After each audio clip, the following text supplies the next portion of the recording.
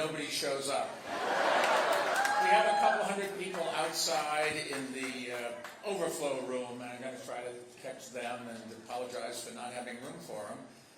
But it's just, I can't tell you what it means when you come to a crowd. It is not me, it's what I stand for, and I just wanted to say thank you to all of you.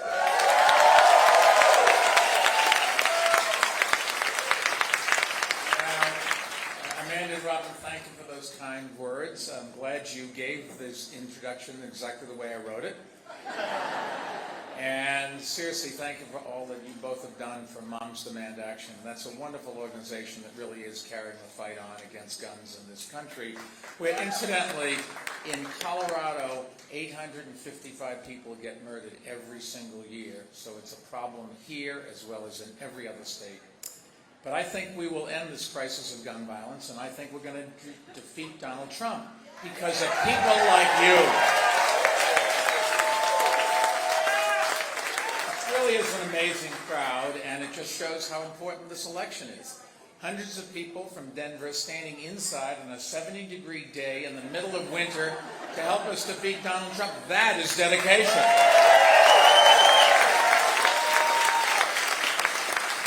I have a little apartment in Vail, and it just occurred to me when we land, I wonder whether somebody else couldn't stand in for me, but I decided not to. Anyways, I know this is a busy time of year for everybody. The Super Bowl is tomorrow. The State of the Union is Tuesday. And in between, I hear there's something happening in Iowa. But if you want to know, I'm here in Colorado, not Iowa, for a reason.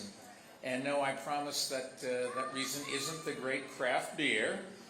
I'm here because Democrats absolutely must win Colorado if we're going to defeat Donald Trump in November.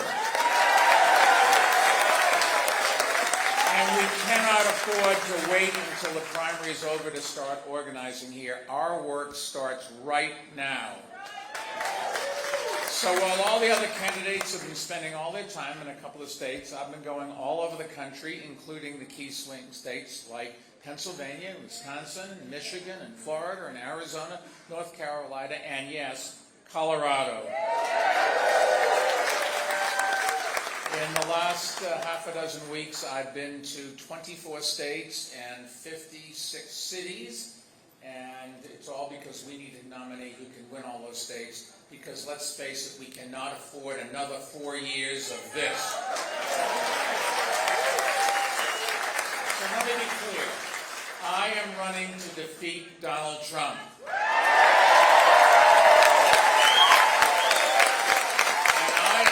I am running to bring our country back together and start putting the United back in the United States of America.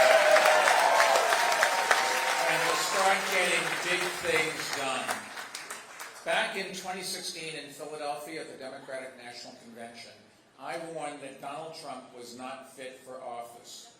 And then in 2018, when I saw the Republican Congress wouldn't hold him accountable, I worked to help flip 21 House seats, which made Nancy Pelosi the Speaker, and then started the impeachment process. And unfortunately, it is the time for the Senate to act and remove Donald Trump, but it does not look like they're going to do it. And if they won't do their jobs, then you have got to do it in November.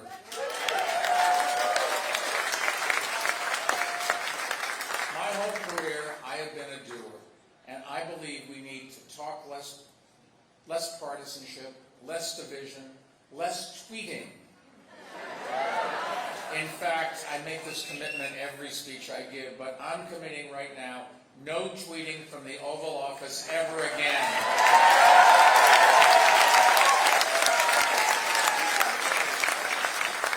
Well, it is easy for me to make that commitment since I can't spell. This is a campaign. This is a campaign for change, for sanity, for honesty, for inclusion, for compassion, and for human decency. Now, I have a question for you. Has anyone ever heard the slogan, "Mike will get it done"? Okay, well, let me tell you what the "it" is in that slogan. It means winning this November and sending Donald Trump back to Mar-a-Lago permanently. But that's just the beginning, because getting it done means finally providing health insurance to every American who lacks it and lowering everyone else's costs. Getting it done means passing common sense gun safety laws that protect our children and our communities. Getting it done means making America a global leader in the fight against climate change.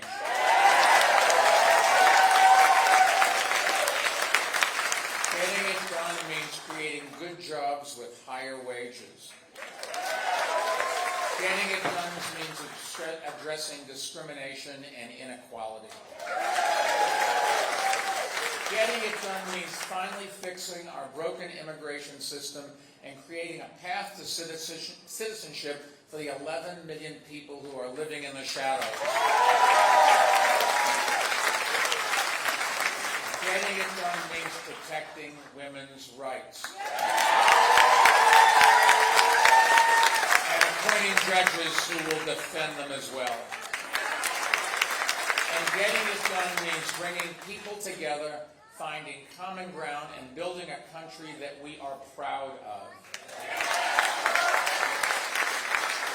Now, I know that won't be easy, but neither are the 14ers, and you climb them anyways, because the views from the summit is worth it. I know we can climb this mountain too, because unlike other candidates, I don't just talk about doing things. I have a record of reaching across the aisle and getting them done. Let me just give you a few quick examples. Other candidates talk about raising teachers' salaries. As mayor, I raised them by 43%. They talk about improving schools, but they don't. They never do. But yet, we raised graduation rates by more than 40%. They talk about improving health care. In New York, we cut the number of uninsured by 40%, improved care for mother and babies, and raised life expectancy by 3 whole years in the city. Somebody said, wow, that is right. So if you have friends that you really love and care about, and you want them to live longer, just send them to New York. I cannot guarantee that everyone will live 3 years, but if you send enough friends, I can guarantee the average will be 3 years. Others talk about fighting climate change. We cut New York City's carbon footprint by 13% and helped create a grassroots movement to help close more than 300 dirty, polluting coal-fired power plants across this country, including here in Colorado. Green jobs and a greener planet. We can do this, folks. We just got to get together and start working harder. Others talk about stopping gun violence. In New York City, we cut murders by 50%, and we've taken on the NRA by creating a gun safety group with over 6 million members. We've already passed gun laws, stronger gun laws, in 20 states, thanks to so many Moms Demand Action volunteers who made it happen. Yes, now let me be clear. My fellow Democrats in this race are all good people, and I've worked with all of them. If one of them wins the nomination, I've said I will support them, because this election is just too important for our party to not. We can't continue the kinds of divisions that we saw back in 2016. We just can't keep doing that. But I offer a different choice and a different type of leadership. I don't spend my whole career in politics, and I didn't, and I won't. I build teams. I nurture good ideas, and I hold myself accountable for results, because I'm the un-Trump.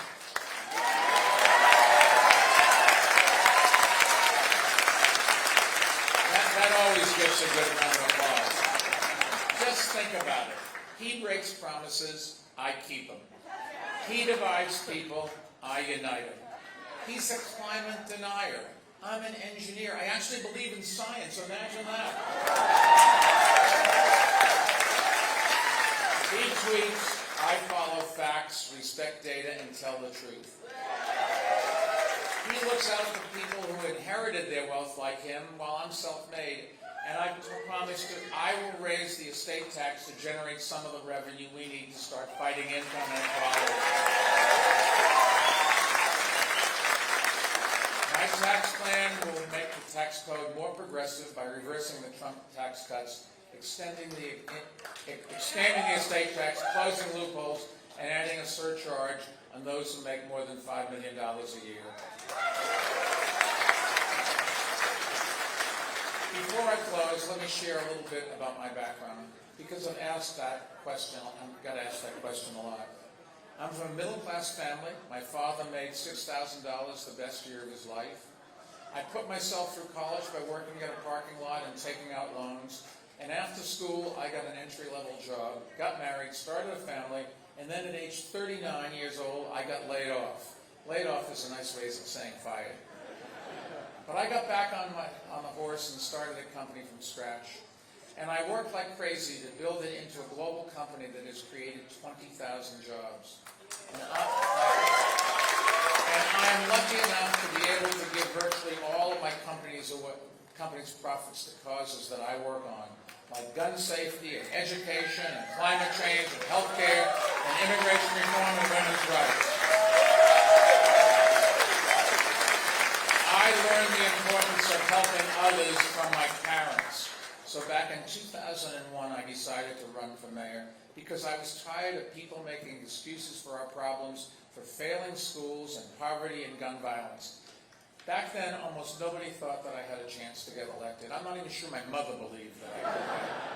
But that November, just 7 weeks after the terrorist attacks of 9/11, I was elected to lead a city that was in tatters, and we began writing a comeback story. We brought together people and we created nearly 500,000 new jobs and 175,000 new units of affordable housing. We reduced street homeless by 28%. We launched a new program to fight poverty, and we rebuilt our city stronger than ever. And over the past two decades, I've taken on the toughest fights and won. I've also taken on Donald Trump and won. On gun safety, on coal pollution, and on the 2018 elections, and I'm ready to do it again.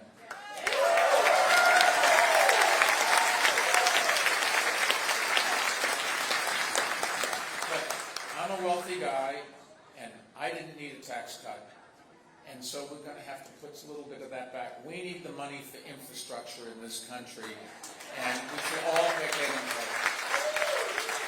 Now, we know the Trump strategy: attack Democrats, make the plans look unrealistic, unaffordable, and undoable. We won't let that work. I offer a record of getting things done and common sense plans that are workable. Let's win and make a difference for people. So today, I'm asking for your help, your support, and your vote. Talk to your families and friends. Tell them what this campaign is all about, and make sure that they vote. Together, we can get it done.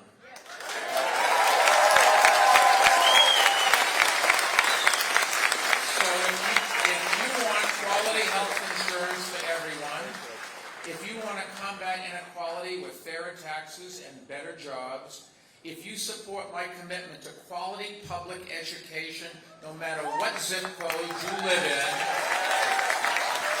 if you share my belief in opportunity for all, not just for the few, and if you are ready to clean out the Oval Office and get things done, then welcome to Bloomberg 2020.